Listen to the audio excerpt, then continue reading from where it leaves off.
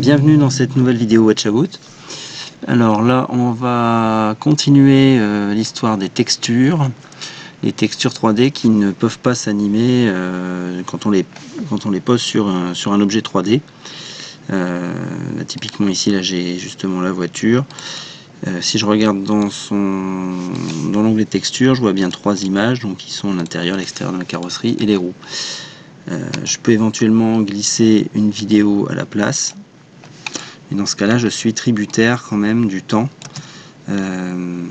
qui va passer. Je peux pas mettre d'effet non plus sur ma vidéo, pas de free running, pas de loop, je suis bloqué avec son média.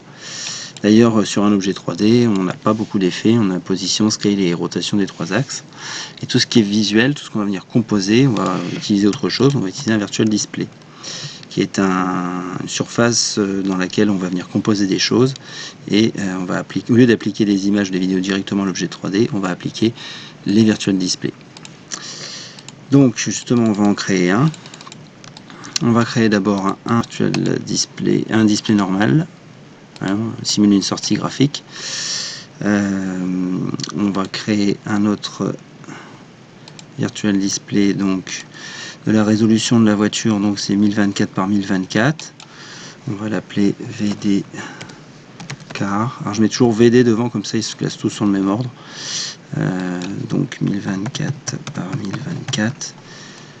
Alors cette option là c'est juste une question de qualité du preview. On peut mettre à fond, hein, ça met pas l'ordi à plat. Voilà. Je vais en créer un autre de 383 par 383, c'est la taille des roues. Alors equality aussi, voilà. Et je vais ramener ma voiture. Je vais peut-être composer, non je vais finir de composer. Qu'est-ce qu'on va faire d'abord? On va d'abord prendre la texture de la voiture qu'on va venir poser ici. On va rajouter une vidéo donc, de neige. Je vais zoomer un petit peu pour qu'on voit bien. Voilà, c'est une vidéo qui dure pas assez longtemps, donc on va l'étirer. C'est l'avantage justement de passer par un virtual display, c'est qu'on se retrouve avec tous nos médias et leurs options. Voilà, donc là je l'ai mis en free running loop, j'ai fait un effet de scale pour l'agrandir un peu. Voilà, et je vais retrouver aussi les options de note de fusion. Je vais passer en addition pour qu'on voit la neige sur la voiture. Voilà. Et les roues, on va les faire tourner tout simplement, hein. Voilà, donc je vais prendre les roues, je vais lui faire un effet, je vais le poser dans son virtual display. Je vais lui faire un effet de rotation. Et puis on va lui faire quoi, 10 tours en 10 secondes, on va aller un peu vite, tant pis. Voilà.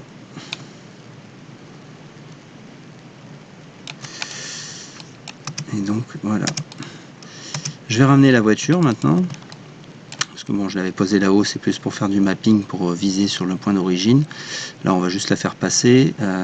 Donc je vais la récupérer là-haut. Et j'avais enlevé les options de perspective dans la première vidéo. Parce que j'avais des problèmes pour poser mes textures, parce que ma voiture était complètement déformée.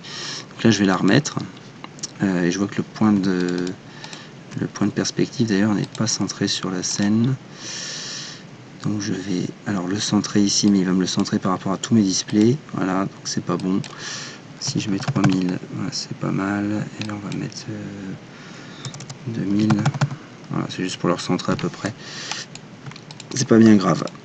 Voilà, on va lui retirer cet effet de rotation aussi, on va lui faire un effet de rotation mais juste un seul, qui permettra de la faire tourner, voilà, à moins 90 degrés. On va la faire passer comme ça, de la gauche vers la droite. Donc on va lui faire un effet de position. On va lui mettre un point en entrée, un point en sortie.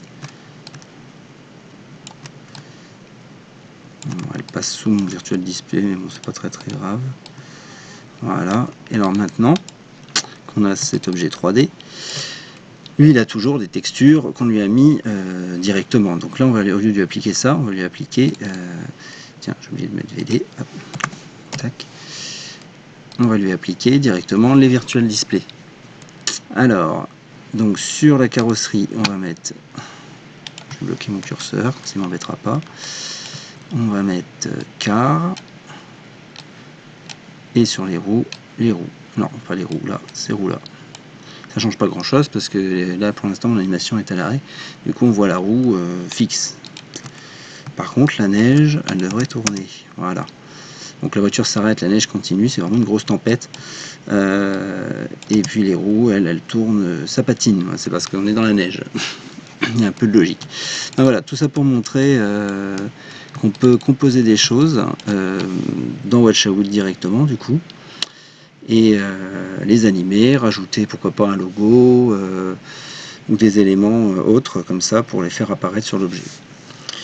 Bon voilà, j'espère que ça vous a aidé là-dessus, et puis je vous dis à une prochaine.